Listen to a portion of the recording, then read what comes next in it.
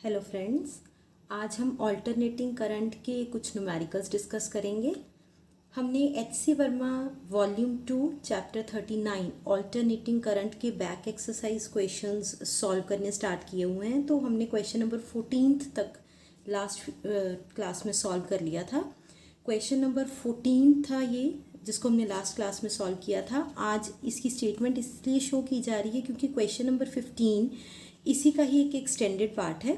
तो हम एक बार क्वेश्चन नंबर 14 की स्टेटमेंट देख लेंगे, उसके बाद क्वेश्चन नंबर 15 की डिस्कशन करते हैं। क्वेश्चन नंबर 14 की ये स्टेटमेंट थी। क्वेश्चन नंबर 15 कहता है consider the situation of the previous problem. तो क्वेश्चन नंबर 14 की सिचुएशन देखते हैं कि क्या है कि एक सीरीज एलसीआर सर्किट है और उसके पास एक एसी सोर्स है। सीरीज एलसीआर सर्किट है मतलब इंडक्टर है, कैपेसिटर है और रेजिस्टर है और एक एसी सोर्स के साथ कनेक्टेड है और कुछ पर्टिकुलर्स गिवन हैं। पर्टिकुलर्स है रेजिस्टेंस की वैल्यू 300 ओम्स, कैपेसिटेंस की वैल्यू 20 माइक्रोफैरड। माइक्रोफैरड मतलब 10 power minus 6 farad. Inductance L की वैल्यू 1.0 हेनरी या 1 henry. Root mean square potential difference 50 volt और फ्रीक्वेंसी 50/पाई हर्ट्ज। ये सिचुएशन है। और क्वेश्चन नंबर 15 कहता है consider the situation of the previous problem. Find the average electric field energy stored in the capacitor and the average magnetic field energy stored in the coil. अब यहाँ से इस question से हम ये समझ सकते हैं कि हमने average electric field energy stored calculate करनी है और average magnetic field energy stored करनी है कैलकुलेट। अब देखिए, सबसे पहले average electric field energy stored की बात करते हैं। इलेक्ट्रिक एनर्जी कौन स्टोर करता है? कैपेसिटर। कौन सी फॉर्म में? इलेक्ट्रिकल एनर्जी की फॉर्म में। मैग्नेटिक एनर्जी कौन स्टोर करता है? इंडक्टर। कौन सी फॉर्म में? मैग्नेटिक एनर्जी की फॉर्म में। सो अगर उसने एवरेज इलेक्ट्रिक फील्ड एनर्जी कहा है तो वो कैपेसिटर स्टोर करेगा। अब अगर एवरेज मैग्नेटिक फील्ड एनर्जी कहा है तो वो कॉइल या जिसको हम इंडक्टर कह रहे हैं, इंडक्टर स्टोर करेगा। तो कैपेसिटर एनर्जी जो स्टोर करता है, मैथमेटिकली वो एनर्जी हम लिख सकते हैं U is energy and C stands for capacitor. So अगर जो एनर्जी कैपेसिटर स्टोर करता है उसका मैथमेटिकल फॉर्मूला होता है हाफ ऑफ CV²। जो एनर्जी कैपेसिटर सॉल्व करता है या जो electric field energy capacitor store करता है उसको हम मैथमेटिकली लिख सकते हैं हाफ ऑफ CV²। एक बार फिर से दिमाग में बिठा लीजिए, जो electric field energy capacitor store करता है उसको हम मैथमेटिकली हाफ ऑफ CV² लिख सकते हैं।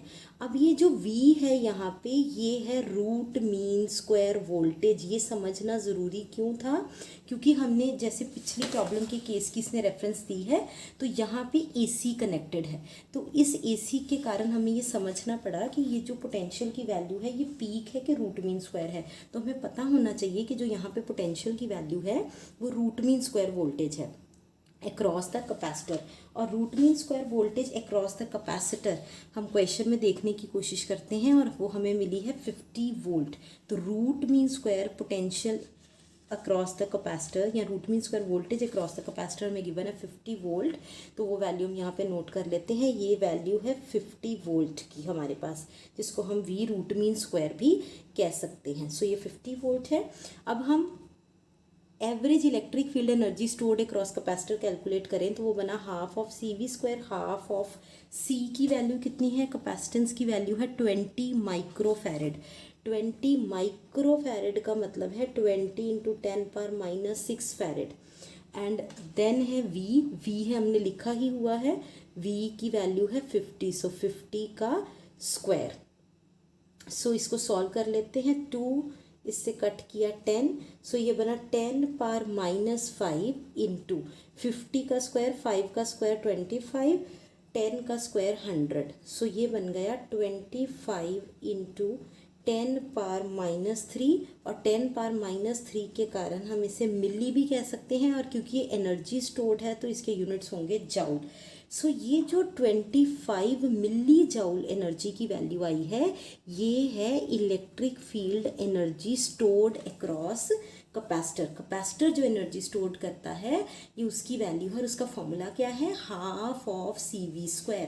Average electric field energy stored across capacitor is half of CV²। अब बात करते हैं magnetic field energy stored across inductor, और वो UL की वैल्यू होती है half of LI²। UL which is the energy stored in the coil और इन द इंडक्टर, उसका फॉर्मूला होता है हाफ ऑफ LI²। कैपेसिटर का एनर्जी स्टोर्ड का formula half of CV², inductor की एनर्जी स्टोर्ड का formula half of LI²। Half of inductance की value, L की वैल्यू हमें क्वेश्चन में गिवन है 1 हेनरी, सो L की वैल्यू हम लिख देंगे 1। करंट की वैल्यू हमें क्वेश्चन में गिवन नहीं है, लेकिन हमने यहाँ पे कैलकुलेट की थी। करंट की वैल्यू हमने कैलकुलेट की हुई है, which is 0.1 ampere. So last question में हमने करंट की वैल्यू को सॉल्व किया हुआ है 0.1 एम्पियर, सो ये हम यहाँ पे यूज़ कर लेंगे 0.1 का स्क्वायर, और ये हमारे पास बन गया हाफ इंटू 0.1 का स्क्वायर। हाफ इंटू 0.1, हाफ को हम लिख सकते हैं 0.5, और 0.1 के स्क्वायर को लिख सकते हैं 0.01। सो ये बन गया 5 इंटू 10⁻³ और क्योंकि ये एनर्जी का फॉर्मूला है तो इसके यूनिट्स बन जाएंगे जाउल, और क्योंकि 10⁻³ की टर्म्स में है तो ये बन जाएगा 5 मिली जाउल। सो ये जो 5 मिली जाउल है ये है energy stored in the coil और the energy stored in inductor. So आपको इस क्वेश्चन को सॉल्व करने के लिए हमें एनर्जी स्टोर्ड इन कैपेसिटर और एनर्जी स्टोर्ड अक्रॉस इंडक्टर का फॉर्मूला पता होना चाहिए। कैपेसिटर के लिए है हाफ ऑफ CV², इंडक्टर के लिए हाफ ऑफ LI²। ठीक है जी, सो 15 क्वेश्चन इज डन। चलते हैं नेक्स्ट क्वेश्चन पे। नेक्स्ट क्वेश्चन कहता है कि एक इंडक्टेंस है ऑफ 2 हेनरी, एक capacitance of 18 microfarad and a resistance of 10 kilo ohm are connected to an AC source of 20 volt with adjustable frequency। सो यहाँ पे उसने बात की है इंडक्टेंस की, कैपेसिटेंस की और रेजिस्टेंस की। सो पहले तो ये वैल्यूज़ नोट कर लेते हैं। सो इंडक्टेंस की वैल्यू है 2 हेनरी, सो L की वैल्यू लिख लेते हैं 2 हेनरी। कैपेसिटेंस है 18 माइक्रोफैरड, तो माइक्रोफैरड को क्या ऐसे लिख सकते हैं 18 इंटू 10⁻⁻6 फैरड। जब भी माइक्रो होगा हमें लिखना है 10⁻⁻6। रेजिस्टेंस कितनी गिवन है बताओ, 10 किलो ओम। 10 किलो का मतलब क्या होता है 10⁻3, सो ये बन गया 10⁻4 ओम। सो ये हमारे पास जो गिवन वैल्यूज़ थी इंडक्टेंस की, कैपेसिटेंस की और रेजिस्टेंस की, ये मैंने नोट कर ली। Are connected to an AC source of 20 volt with adjustable frequency. अब AC है और उसके साथ पोटेंशियल दिया है, तो मन में सवाल ये आना ही चाहिए कि ये पीक है कि रूट मीन स्क्वायर है। मैंने आपसे कहा था अगर आपको कुछ भी नहीं कहा गया तो वो रूट मीन स्क्वायर है।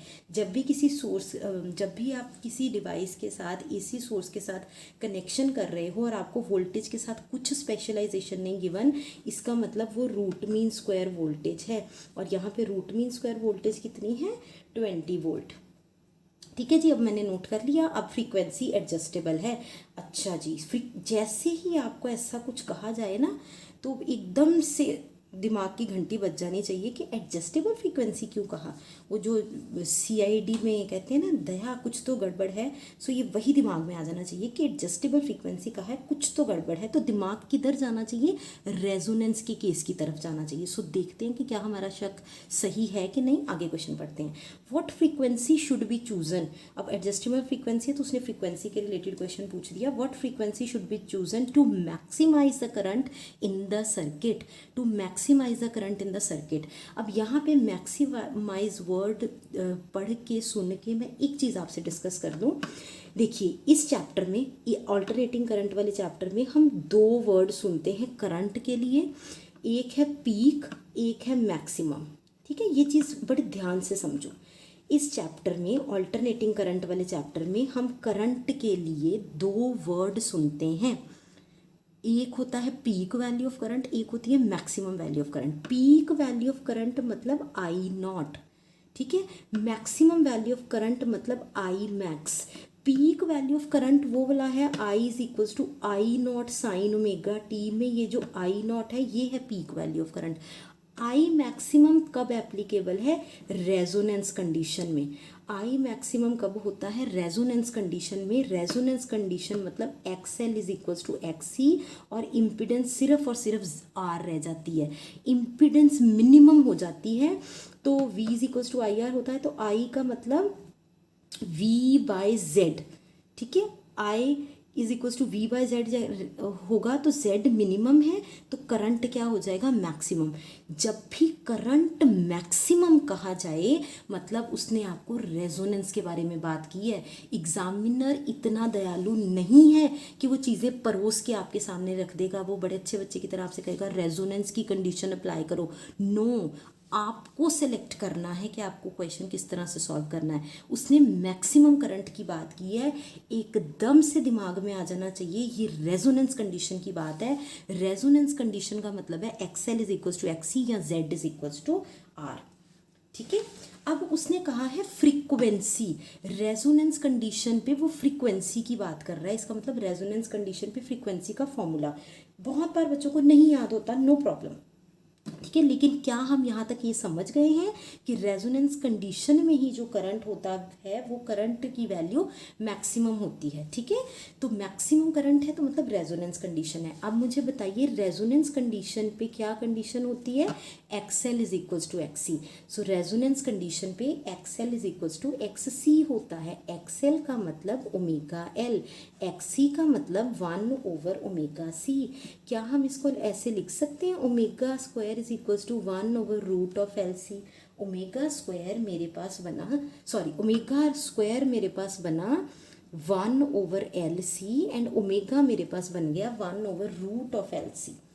अब ओमेगा होता है 2 पाई टाइम्स फ्रीक्वेंसी, तो मेरे पास बन गया 1/एल सी का रूट मेरे पास बन गया 2 पाई टाइम्स फ्रीक्वेंसी। फ्रीक्वेंसी की वैल्यू क्या बनी? 1/2 pi root of L C. यही फ्रीक्वेंसी की वो बात कर रहा है। अगर आपको डायरेक्ट फॉर्मूला दिमाग में है वेल एंड गुड, नहीं दिमाग में है तो घबराने की कोई बात नहीं। X L is equals to X C करो, फ्रीक्वेंसी का फॉर्मूला आपके पास आ जाएगा। अब वो इसी फ्रीक्वेंसी की बात कर रहा है, वो यही फ्रीक्वेंसी के बारे में पूछ रहा है कि मैक्सिमम करंट के लिए मतलब रेजोनेंस कंडीशन के लिए क्या फ्रीक्वेंसी लगाओगे। तो आपके पास एल है, सी है, ठीक है। ये देखो एल है, सी है, तो फ्रीक्वेंसी कैलकुलेट कर लो। बिल्कुल सिंपल मैथमेटिक्स है। अब यहाँ पे फिजिक्स नहीं है, इससे आगे मैथमेटिक्स है। Mu is equals to 1/2 pi root of L C में वैल्यूज पुट करने लगे हैं। 1/2 पाई रूट ऑफ एल की वैल्यू है 2 हेनरी, सो एल की जगह लिखा 2।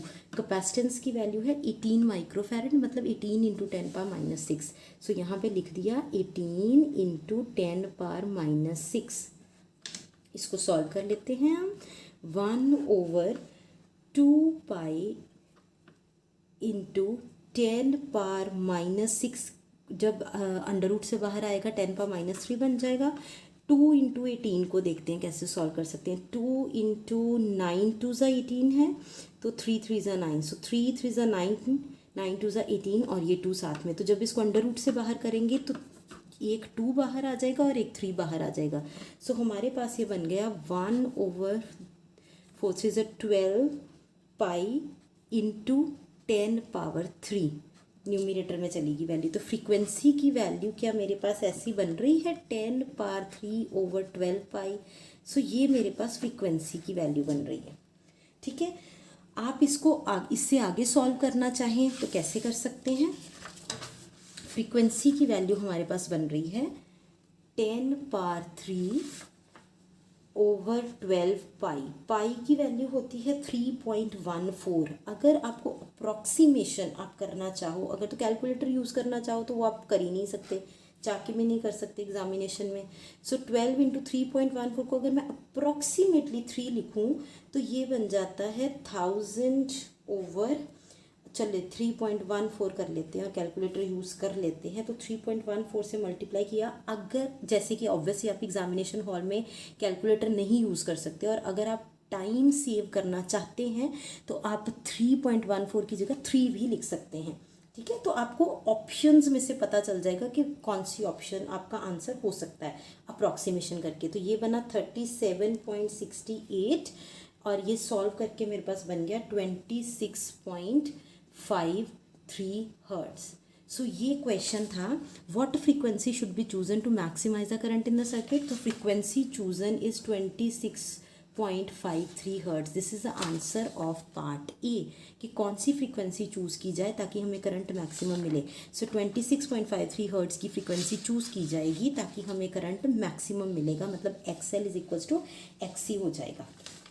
सेकेंड पार्ट देखते हैं, what is the value of this maximum current. इस मैक्सिमम करंट की वैल्यू क्या है।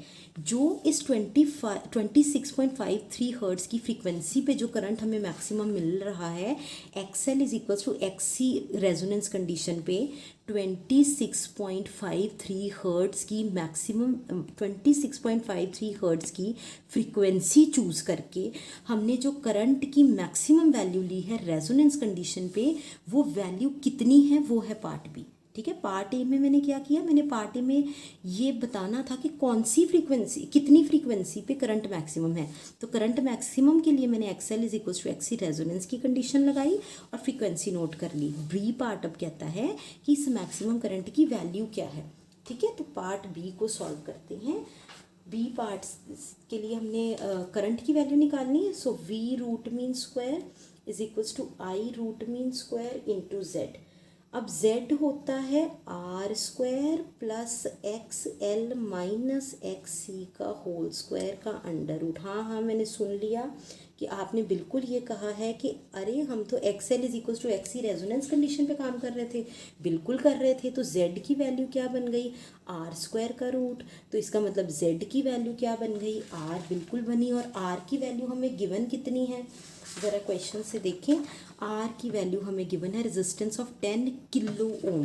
तो 10 किलो ओम गिवन है, तो मतलब 10 इंटू 10 पावर 3 ओम। इसका मतलब है 10 पावर 4 ओम है Z की वैल्यू। Z की वैल्यू है हमारे पास 10 पावर 4 ओम। तो हम करंट की वैल्यू कैसे कैलकुलेट करेंगे, ये हमारे पास V रूट मीन स्क्वायर पहले पता होना चाहिए, तो वो भी हम क्वेश्चन से देखते हैं। V रूट मीन स्क्वायर है 20 वोल्ट का। ठीक है, 20 वोल्ट की रूट मीन स्क्वायर पोटेंशियल है, तो ये है 20। करंट रूट मीन स्क्वायर हमने फाइंड करना है। Z की वैल्यू है हमारे पास 10 पावर 4। तो root mean square value of current, बहुत समझदार हैं आप लोग, 20 ओवर 10 पावर 4, ये बना 20 over 1 2 3 and 4। So we left with 2 over 10 power 3। इसका मतलब 2 इंटू 10 पावर माइनस 3 एम्पियर, और 10 पावर माइनस 3 वाले का नाम होता है मिली। सो ये हमारे पास सेकंड पार्ट का आंसर आ गया कि मैक्सिमम वैल्यू ऑफ करंट कितनी है। ठीक है जी। सो बिल्कुल सिस्टमेटिक वे से अगर हम क्वेश्चंस करेंगे तो ये बहुत ईजी है, कंसेप्ट बेस्ड है। आगे बढ़ते हैं। एक इंडक्टर कॉइल है, एक इंडक्टर कॉइल है। जब वो इंडक्टर वर्ड अकेला लिखता है तो हम L की वैल्यू को कंसिडर करते हैं। इंडक्टर कॉइल लिख के वो हमें ये बता रहा है कि कॉइल की रेजिस्टेंस R भी कंसिडर करो। ठीक है, तो हम यहाँ पे रेजिस्टेंस भी कंसिडर करेंगे, चाहे उसने अलग से रेजिस्टर वर्ड यूज़ नहीं किया, लेकिन हम समझदार हैं, हमें पता है कि इंडक्टर अकेला है तो L, इंडक्टर कॉइल है तो रेजिस्टेंस भी कंसिडर करनी है। एक इंडक्टर कॉइल है, मतलब L और R दोनों की बात हो गई। एक कैपेसिटर है, LCR सर्किट हो गया।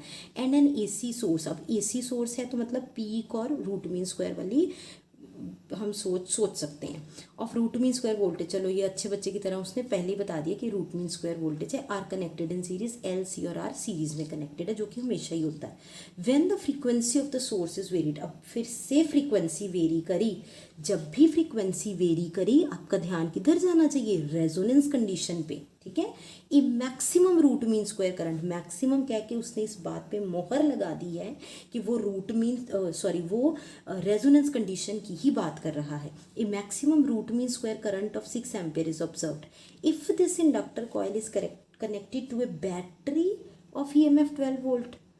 अरे अरे अरे, पहले उसने, देखो ध्यान से, पहले उसने कनेक्ट किया एसी के साथ, सारी कहानी बता दी, हमें खुश कर दिया। हमने कहा अरे वाह, हमारी तो तैयारी बड़ी अच्छी है, हमें फ्रीक्वेंसी वेरिड से भी समझ में आ गया कि रेजोनेंस की बात करनी है। फिर हमने maximum root mean square current है, यहाँ से भी पता चल गया रेजोनेंस की बात करनी है। लेकिन उसने तो हमारा दिल ही तोड़ दिया ये कह के बैटरी। बैटरी कौन सा करंट प्रोवाइड करता है? डीसी करंट प्रोवाइड करता है। अरे बाबा रे, चिंता के बादल छा गए। एंड इंटरनल रेजिस्टेंस, लो उस बैटरी की इंटरनल रेजिस्टेंस भी है 4 ओम्स की। What will be the current? चलो, अब आपने पूछा है तो हम तो जवाब तो देंगे ही देंगे कुछ। अब देखते हैं हमारे पास क्वेश्चन में क्या क्या चीज़ें अवेलेबल है।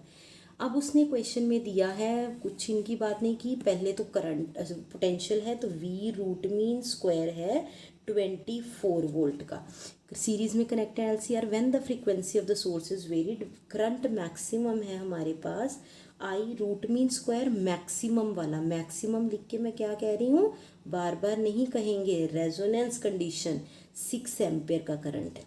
चलो उसके बाद तो कहानी बैटरी की शुरू हो गई है। अब यहाँ से देखें क्या क्या कर सकते हैं। अरे अरे अरे, ये तो बड़ी अच्छी बात है कि V root mean square is equals to I root mean square into Z, और रेजोनेंस कंडीशन पे Z होता है R, क्योंकि XL XC की इक्वल हो जाता है।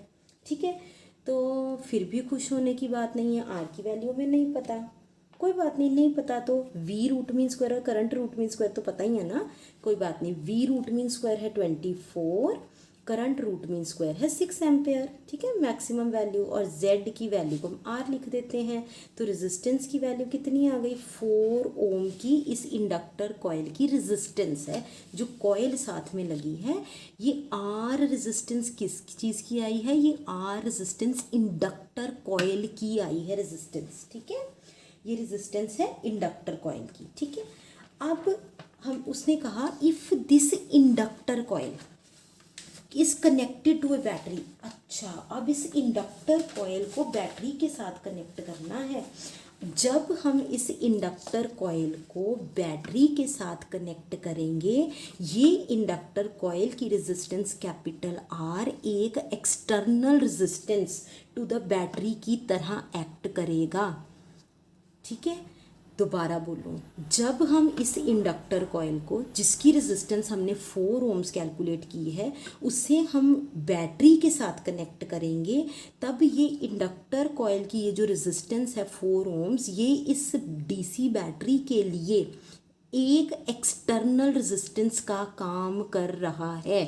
जब हम इस इंडक्टर कॉइल को इस बैटरी के साथ कनेक्ट करेंगे, तब ये इंडक्टर कॉइल, जिसकी रेजिस्टेंस 4 ओम्स है, इंडक्टेंस भी होगी, उससे मुझे नहीं वास्ता अभी, तो जिसकी रेजिस्टेंस 4 ओम है, वो इस बैटरी के लिए एक एक्सटर्नल रेजिस्टेंस का काम करेगा।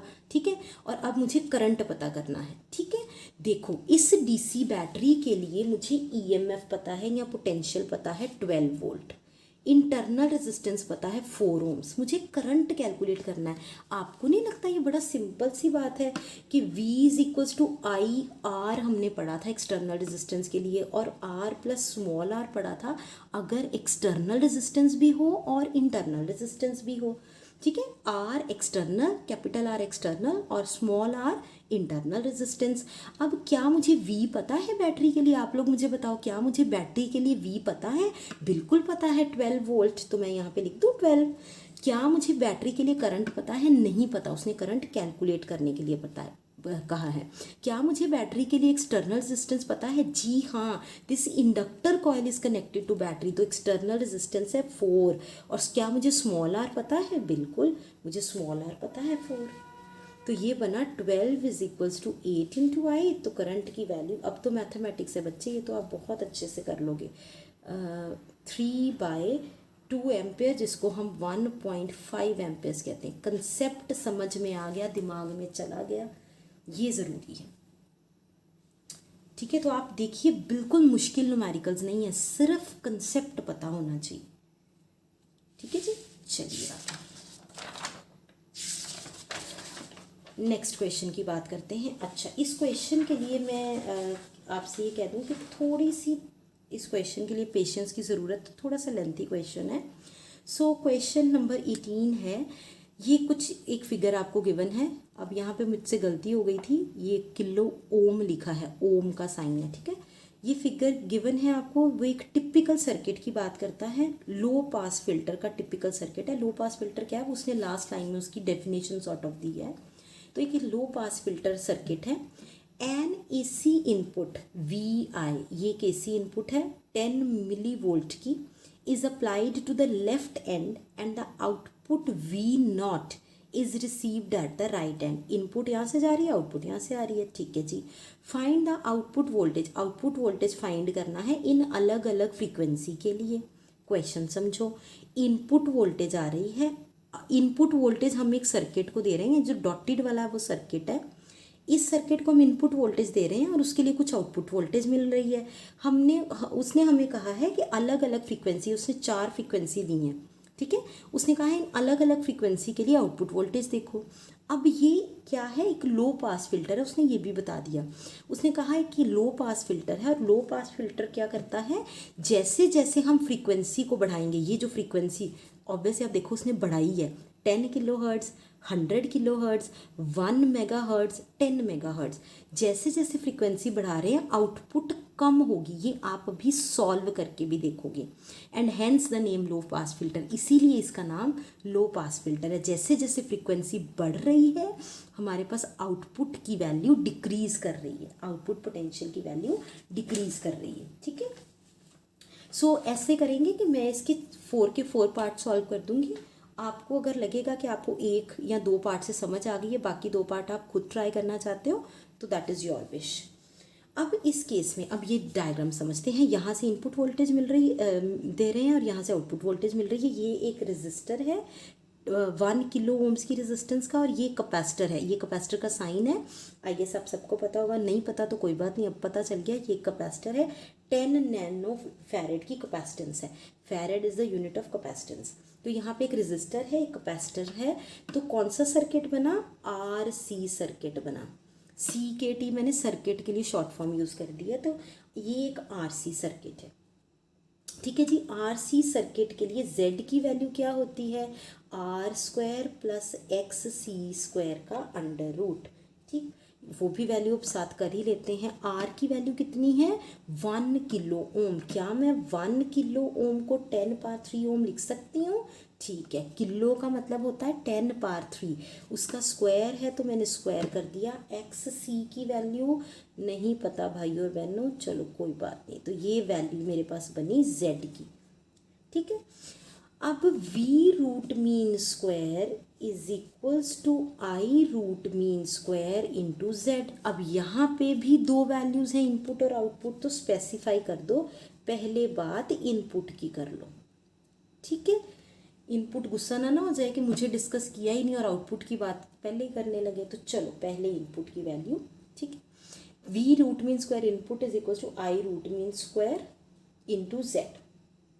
अच्छा, थोड़ा सा इस चीज़ को समझो, ये दोनों सर्किट सीरीज़ में लगे हैं, जो कि हमेशा ही LCR में होता ही है, लेकिन लॉजिक क्या है, ये रेजिस्टर और कैपेसिटर सीरीज़ में लगे हैं। जो करंट यहाँ से फ्लो करेगा सेम ही करंट यहाँ से फ्लो करेगा, ठीक है। तो मतलब जो वैल्यू ऑफ करंट हम यहाँ पे कैलकुलेट करेंगे सेम ही करंट, क्योंकि सीरीज सर्किट है, करंट सेम रहता है, पोटेंशियल वेरी करता है, ठीक है। सो पोटेंशियल ऑब्वियसली वेरी करेगा यहाँ पे और करंट सेम रहेगा, ठीक है। वो चीज़ हम अभी प्रूव भी करेंगे। सो V रूट मीन स्क्वायर की वैल्यू क्या उसने हमें गिवन की है, जी हाँ, इनपुट की वैल्यू, ये हम इनपुट के लिए लिख रहे हैं ना, इनपुट की वैल्यू उसने दी है 10 मिली वोल्ट। 10 मिली वोल्ट का मतलब है 10 into 10 power minus 3 volt is equals to I root mean square, और Z की वैल्यू क्या है, 10 पावर 3 का स्क्वायर प्लस XC² का अंडर रूट। अब ये मेरे पास बन गया 10 power minus 2 over 10 power 6 plus XC का स्क्वायर का अंडर रूट। ये वैल्यू है रूट मीन स्क्वायर करंट की, ये रूट मीन स्क्वायर करंट की वैल्यू है, इसको ज़रा मार्क कर लो, ठीक है। क्योंकि हमने ये हमारे पास 4 वैल्यू है फ्रीक्वेंसी के लिए, उन सबके लिए अलग अलग वैल्यूज़ कैलकुलेट करनी है, तो हमें पता होना चाहिए। सो पहली बात हमने ये सीखी यहाँ से। अब देखते हैं एक्स सी, देखो हमारे पास नहीं है, एक्स सी का कुछ करने की कोशिश करते हैं। एक्स सी क्या होता है 1/ओमेगा सी, ओमेगा क्या होता है 2 पाई टाइम्स फ्रीक्वेंसी, और सी एज इट इज़ साथ में 1/2 पाई। फ्रीक्वेंसी क्या गिवन है, फ्रीक्वेंसी नहीं गिवन, उसी को तो वेरी कर रहे हैं। म्यू इंटू सी, क्या कैपेसिटेंस गिवन है, ढूंढो, ये है 10 नैनो फैरेड। 10 नैनो फैरेड का मतलब है, नैनो का मतलब होता है 10⁻⁹।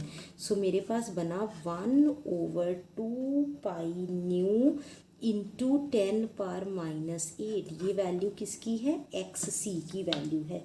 ये वैल्यू भी ध्यान से कहीं सामने ही रखनी है, क्योंकि हमें न्यूमेरिकल में इन्हीं वैल्यूज़ की ज़रूरत पड़नी है। सो हमारे पास करंट रूट मीन स्क्वायर की वैल्यू आ गई, एक्स सी की वैल्यू आ गई। अब हम क्या कर सकते हैं, वी आउटपुट की तरफ जा सकते हैं। तो चलिए वी आउटपुट की बात करते हैं। So current root mean square calculate कर लिया, एक्स सी की वैल्यू कैलकुलेट कर ली। अब हम आउटपुट वोल्टेज की बात करते हैं। अच्छा, पहले ये तो देख लें कि आउटपुट वोल्टेज हमें मिल कहाँ रही है। देखो, आउटपुट वोल्टेज जो मुझे समझ में आ रहा है वो मुझे कैपेसिटर के क्रॉस मिल रही है, उसमें रेजिस्टर का कोई रोल नहीं है। आउटपुट वोल्टेज वो वोल्टेज है जो कैपेसिटर के क्रॉस वोल्टेज है। तो क्या मैं इसको लिख सकती हूँ कि वी नॉट या we output is the potential across capacitor. ये जो वी नॉट या वी आउटपुट है ये कैपेसिटर के क्रॉस पोटेंशियल है। सो क्या मैं ऐसे लिख दूँ कि V output is equals to potential across capacitor, जो कैपेसिटर के क्रॉस पोटेंशियल मिल रहा है वही वी आउटपुट है। अगर यहाँ पे इंडक्टर लगा होता तब वो क्या बननी थी, पोटेंशियल अक्रॉस इंडक्टर। अगर कैपेसिटर यहाँ होता और रेजिस्टर यहाँ होता तब हम कहते V output is equals to potential across resistor. जिसके क्रॉस भी ये वोल्टेज मिल रही है उसके क्रॉस का पोटेंशियल नोट कर लो। सो वी आउटपुट है यहाँ पे पोटेंशियल अक्रॉस कैपेसिटर, ठीक है। सो इसका मतलब वी सी, वी सी का मतलब है आई into X C, current into X C. So we output मेरे पास बन गई, करंट की वैल्यू कितनी है हमारे पास, करंट की वैल्यू है ये जो इक्वेशन 1 मार्क की थी, ठीक है। सो इक्वेशन 1 जो मार्क की थी दैट इज 10⁻⁻2, इसी को लिखने लगी हूँ 10⁻⁻2 ओवर 10⁻6 प्लस एक्स सी का स्क्वायर का अंडर रूट, ठीक है। और साथ में ये वाला एक्स सी। सो इसमें एक्स सी की वैल्यू नहीं पुट करते, वैसे मेरे पास एक्स सी की वैल्यू है। So this is equation number 3, ये मेरे पास आउटपुट की वैल्यू है। अब ज़रा दोबारा क्वेश्चन की स्टेटमेंट पढ़ें, ठीक है। ये क्वेश्चन नंबर 3 है। क्वेश्चन की स्टेटमेंट मुझे क्या कहती है, उसने कहा ये वैल्यूज़ उसने गिवन की हैं और उसने कहा फाइंड द आउटपुट वोल्टेज। तो मुझे वी आउटपुट फाइंड करना है, मतलब मुझे यही वैल्यू चाहिए, मुझे वी आउटपुट ही फाइंड करना है। तो इसका मतलब ये इक्वेशन 3 में मुझे वैल्यू पुट करनी है, फॉर विच फ्रीक्वेंसी की वैल्यू गिवन है। अब यहाँ तो फ्रीक्वेंसी नहीं है, फ्रीक्वेंसी यहाँ पे पुट करेंगे इक्वेशन नंबर 2 में, वो एक्स सी की वैल्यू को इक्वेशन नंबर 3 में पुट करते जाएंगे और मेरे पास वी आउटपुट की वैल्यू आती जाएगी। क्वेश्चन में उसने आउटपुट वोल्टेज की वैल्यू अलग अलग फ्रीक्वेंसीज पे पूछी है। फ्रीक्वेंसी की वैल्यू को पुट करके इक्वेशन नंबर 2 में फ्रीक्वेंसी की वैल्यू को पुट करके हम एक्सी कैलकुलेट करते जाएंगे इन चारों केसेस के लिए, और उस एक्सी की वैल्यू को इक्वेशन नंबर 3 में पुट कर देंगे इन्हीं दो जगह पे, और हमारे पास आउटपुट वोल्टेज की वैल्यू आ जाएगी। Am I clear with this. अब हमें यही काम 4 केसेस के लिए करना है, ठीक है। अब आराम से एकदम फ्री होके मज़े से हम ये 4 पार्ट सॉल्व करने लगे। तो फर्स्ट पार्ट है 10 किलो हर्ट्ज़ के लिए। फर्स्ट पार्ट है फ्रीक्वेंसी 10 किलो हर्ट्ज़। सो 10 किलो हर्ट्ज़ का मतलब है 10 इंटू 10 पावर 3 हर्ट्ज़। क्या इसको हम 10 पावर 4 हर्ट्ज़ लिख सकते हैं? बिल्कुल लिख सकते हैं। और मैंने आपसे क्या कहा, फ्रीक्वेंसी की वैल्यू को इक्वेशन नंबर 2 में पुट करो। तो मैंने ये बिल्कुल सामने इक्वेशन रख ली है और इसमें मैं फ्रीक्वेंसी की वैल्यू को पुट करने लगी हूँ। सो एक्स सी की वैल्यू फ्रॉम इक्वेशन 2 है मेरे पास 1/2 पाई म्यू इंटू 10⁻⁸, ठीक है। इक्वेशन नंबर 2 से मेरे पास फ्रीक्वेंसी की वैल्यू है। अब इसमें सॉरी एक्सी की वैल्यू है, तो उसमें फ्रीक्वेंसी की वैल्यू पुट कर लेते हैं। सो 1/2 इंटू फ्रीक्वेंसी है 10⁴ इंटू 10⁻⁸। सो ये बना 1/2 इंटू 10⁻⁴। और ये इसको सॉल्व करना पड़ेगा। 10⁴ मतलब 100 इंटू 100, ठीक है, ओवर 2 250, ये बना 500/π। This is the value of X C की वैल्यू हमारे पास आ चुकी है। अब मैंने आपसे क्या कहा था कि इक्वेशन 2 में फ्रीक्वेंसी की वैल्यू पुट करके एक्सी की वैल्यू कैलकुलेट करने के बाद हम इक्वेशन 3 में एक्सी की वैल्यू पुट करेंगे। सो इक्वेशन 3 से हमारे पास है V0 is equals to 10⁻⁻2 over 10⁻⁶ plus X C का स्क्वायर का under root into X C, यही है। अब यहाँ पे हम एक्स सी की वैल्यू पुट करेंगे विच इज़ 5000/π।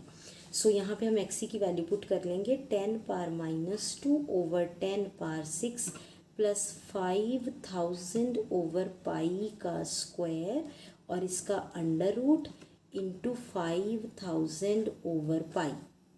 ठीक है जी, इसको कैसे सॉल्व कर सकते हैं? 5 इंटू 10⁻⁻2 और प्लस 3 ओवर 10⁻3 ये वाला और 10⁻3 इसमें से कॉमन कर लें तो 10⁻3 का स्क्वायर वो बना 10⁻3 कॉमन। 10⁻6 को 10⁻3 इंटू 10⁻3 लिखा। 10⁻3 यहाँ पे है, दोनों का स्क्वायर है। 10⁻3 का स्क्वायर जब अंडर रूट से बाहर आया वो 10⁻3 बन गया, ये वाला पाई। और हमारे पास अंदर क्या बच गया?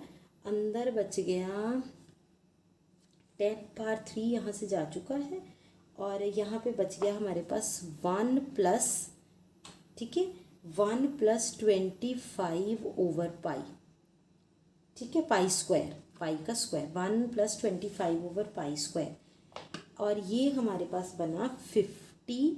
10⁻⁻2 + 3 1 0 रह गई ना, तो ये बन गया 50/10⁻3 into pi root of 1 plus pi की वैल्यू होती है 3.14।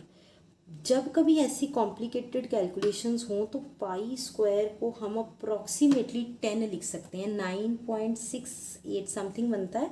लेकिन जब ऐसी कॉम्प्लिकेटेड कैलकुलेशंस में यूज़ करना हो तो हम पाई स्क्वायर को अप्रॉक्सीमेटली 10 लिख सकते हैं। तो ये बना 25/10 मतलब 2.5।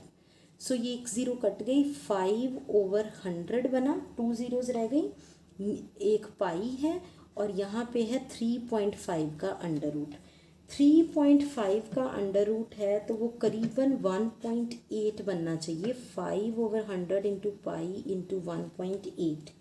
सो ये बन गया हमारे पास 5 2 ज़ा 10 0 1/20 इंटू 1.8 इंटू पाई। और ये मेरे पास बनता है करीबन 10 ऊपर चला जाएगा, 10/20 इंटू 18 पाई। ये कुछ इस तरह से सॉल्व हो पाएगा। 5 2 ज़ा 10, 5 4 ज़ा 20, 2 2 ज़ा 4, 1/8 1 2 ज़ा 16, 136 पाई। और ये करीबन जब हम इसको सॉल्व करें तो ये बनना चाहिए 5। सो ये वैल्यू बन रही है करीबन 9 मिलीवोल्ट की, मतलब 9 इंटू 10⁻³ वोल्ट। सो जब फ्रीक्वेंसी है 10 किलोहर्ट्ज़ तो हमारे पास आउटपुट वोल्टेज की वैल्यू बन रही है 9 millivolt. This is the first part. So frequency 10 kilohertz तो output voltage 9 millivolt. Second part पे चलते हैं। सेकेंड पार्ट कहता है फ्रीक्वेंसी लीजिए 100 किलोहर्ट्ज़। सो अगर हम फ्रीक्वेंसी की वैल्यू ले रहे हैं 100 किलोहर्ट्ज़,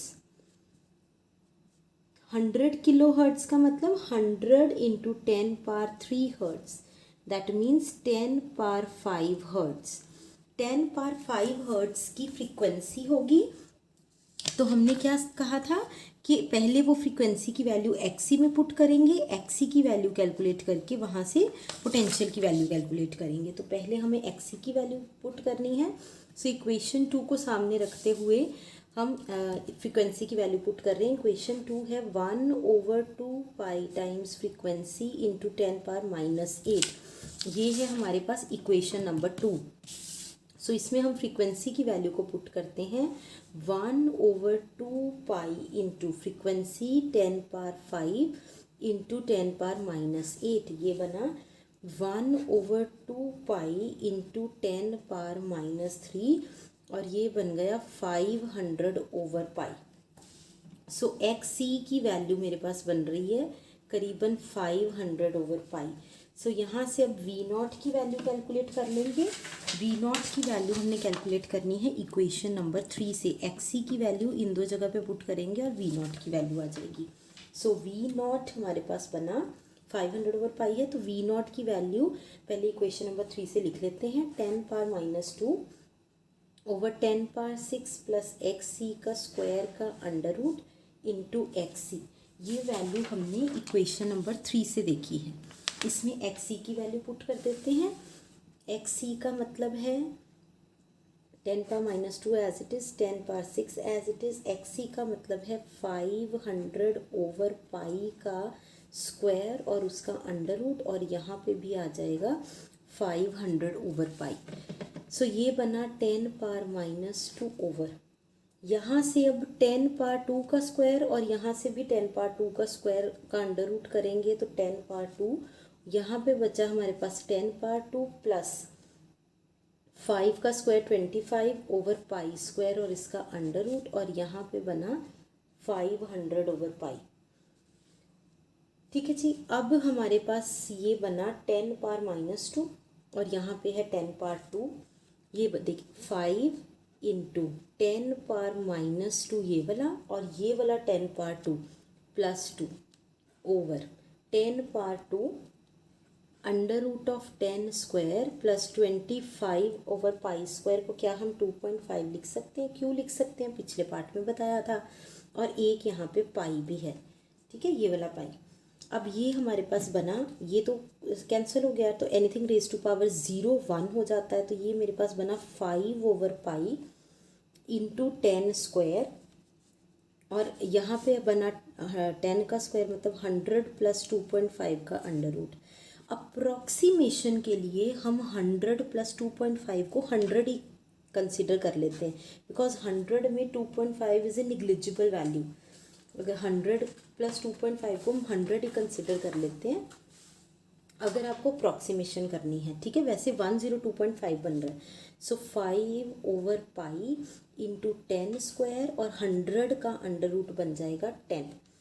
सो ये बना 5/पाई इंटू 10⁻³ तो ये बना 5/पाई इंटू 10⁻⁻³ सो ये बना 5/पाई मिली वोल्ट। सो 5/पाई को अप्रॉक्सीमेटली 3.14 की बजाय 3 ही, अगर अप्रॉक्सीमेशन के लिए 3 लिख दें तो ये करीबन 1.6 मिली वोल्ट बनता है। सो ए पार्ट का आंसर था 9 मिली वोल्ट, ठीक है। ए पार्ट का आंसर था करीबन 9 मिली वोल्ट। बी पार्ट का आंसर आया है मेरे पास 1.6 मिली वोल्ट। ए पार्ट का आंसर हमारे पास बना 9 मिली वोल्ट, बी पार्ट हमारे पास बना 1.6 मिली वोल्ट। अब थोड़ा सा हमें ये समझ में आना शुरू हो गया है कि उसने कहा था फ्रीक्वेंसी इंक्रीज़ करेगी तो आउटपुट डिक्रीज़ करेगी, जो कि आपने देख भी लिया यहाँ पे कि आउटपुट डिक्रीज़ की है 9 मिली वोल्ट से 1.6 मिली वोल्ट बनी है। अब next part frequency 1 megahertz. So next part देखते हैं। फ्रीक्वेंसी की वैल्यू हमने कंसिडर की 1 मेगाहर्ट्ज़। तो अब आप मुझे बताइए कि पहले इस फ्रीक्वेंसी का क्या करेंगे। पहले इस फ्रीक्वेंसी से एक्स सी की वैल्यू सॉल्व करेंगे। एक्स सी की वैल्यू आने के बाद उस एक्स सी की वैल्यू को वी नॉट में पुट करेंगे, जो इक्वेशन नंबर 3 थी, और वहाँ से हमारे पास वैल्यू आ जाएगी वी नॉट की। 1 मेगाहर्ट्ज़ का मतलब है 10⁻⁶ हर्ट्ज़। सो एक्स सी की वैल्यू, हमारे पास एक्स सी की वैल्यू है, यहीं से एक्स सी की वैल्यू देख के नोट करने लगे हैं। 1/2 पाई म्यू इंटू 10⁻⁸। सो ये बना 1/2 pi into 10⁻6 into 10⁻⁸।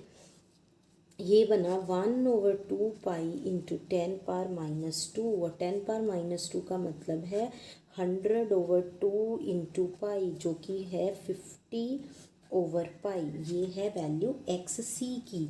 We naught की वैल्यू इक्वेशन नंबर 3 से देख के नोट कर लो। मैंने इक्वेशन नंबर 3 से नोट किया 10⁻2 और 10⁻6 प्लस एक्स सी मतलब 50/पाई का स्क्वायर का अंडर रूट इंटू एक्स सी मतलब 50/पाई। ये इसको सॉल्व कर लेते हैं। 10⁻2 ओवर, अब यहाँ पे 10⁻6 है तो 10 का स्क्वायर और 10 का स्क्वायर कॉमन आ जाएगा, तो 10 अंदर बना 10⁻4 प्लस 5 का स्क्वायर 25/पाई स्क्वायर का अंडर रूट इंटू 50/पाई। अब ये बन गया हमारे पास, ये 0 से 0 कट गया, हमारे पास बना 5 इंटू 10⁻2 ओवर 10⁻4 प्लस 2.5 का अंडर रूट। 10⁻4 में 2.5 ऐड करें तो क्या इसको अप्रॉक्सीमेशन के लिए 10⁻4 ही कंसिडर कर सकते हैं। सो मेरे पास बना 5 into 10⁻2 over 10⁻4, that means 10⁻2 under root से बाहर आके, और यहाँ पे एक पाई भी चल रहा है, सो पाई इंटू 10⁻2।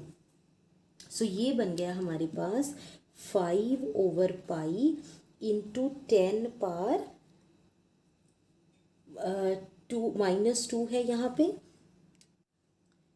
पे है -2, तो ये -2 ऊपर चला गया तो 10⁻4। तो क्योंकि पिछले केसेस में भी मिली वोल्ट में मतलब 10⁻3 में आंसर आया था, तो मैं इस तरह से लिख सकती हूँ 5/10 पाई इंटू 10⁻3, दैट मीन्स 0.5/पाई मिली वोल्ट। तो 0.5/पाई, पाई को 3.14 की बजाय राउंड ऑफ में 3 करके कंसिडर करें तो ये बनता है करीबन 0.16 मिली वोल्ट। ए पार्ट का क्या आंसर था आप मुझे बताइए। ए पार्ट का आंसर था 9 मिली वोल्ट। बी पार्ट का क्या आंसर था 1.6 मिली वोल्ट। सी पार्ट का क्या आंसर है 0.16 मिली वोल्ट। तो क्या इसका मतलब वो क्वेश्चन में सही कह रहा था कि फ्रीक्वेंसी इंक्रीज करोगे तो आउटपुट डिक्रीज करती जाएगी, जो कि लो पास फिल्टर के लिए होना चाहिए। तो फोर्थ पार्ट भी एक बार देख लेते हैं और देखते हैं कि क्या ये बिल्कुल सही है वैल्यू। सो हमारे पास अब फोर्थ पार्ट में फ्रीक्वेंसी की वैल्यू है 10 मिली हर्ट्ज। सो फ्रीक्वेंसी की वैल्यू 10 मिली हर्ट्ज के लिए पार्ट 4 को सॉल्व करते हैं। सो क्वेश्चन का पार्ट नंबर 4, फ्रीक्वेंसी है 10 मिली हर्ट्ज। 10 मिली हर्ट्ज का मतलब है 10 इंटू 10⁻6। मिली का मतलब होता है 10⁻6, सो 10⁻7 हर्ट्ज की फ्रीक्वेंसी। सबसे पहले क्या करो, एक्स सी की वैल्यू कैलकुलेट करो। हमारे पास एक्स सी की वैल्यू है 1/2 pi nu into 10⁻8। 1/2 pi nu का मतलब है 10⁻7 इंटू 10⁻8। सो ये बना 1/2 पाई इंटू 10⁻1। सो क्या इसे ऐसे लिख सकते हैं 10/2 पाई, इसका मतलब 5/पाई ओम्स है एक्स सी की वैल्यू। अब इस एक्स सी की वैल्यू से क्या करना है, वी नॉट की वैल्यू कैलकुलेट करनी है, जो कि हमने इक्वेशन नंबर 3 में देखी थी। सो इसकी वैल्यू लिखे 10⁻2 ओवर 10⁻6 प्लस एक्स सी का स्क्वायर का under root into X C. So X C की वैल्यू पुट कर देंगे 10⁻2 over 10⁻6 plus X C means 5/पाई। सो 5/पाई का स्क्वायर का अंडर रूट इंटू 5/पाई। अब ये बना हमारे पास 10⁻2 ओवर 10⁻6 प्लस 25/पाई का स्क्वायर का अंडर रूट इंटू 5/पाई। ये बना 10⁻2 ओवर 10 पावर 6 प्लस 2.5 का अंडर रूट इंटू 5/पाई। अब यहाँ पे भी हम नोट कर सकते हैं कि 10 पावर 6 प्लस 2.5 करेंगे तो 10 पावर 6 ही कंसिडर कर सकते हैं। सो ये बना 10 पावर -2 ओवर 10 पावर 3 इंटू 5/पाई। ये हमारे पास बना 10 पावर -5 इंटू 5/पाई।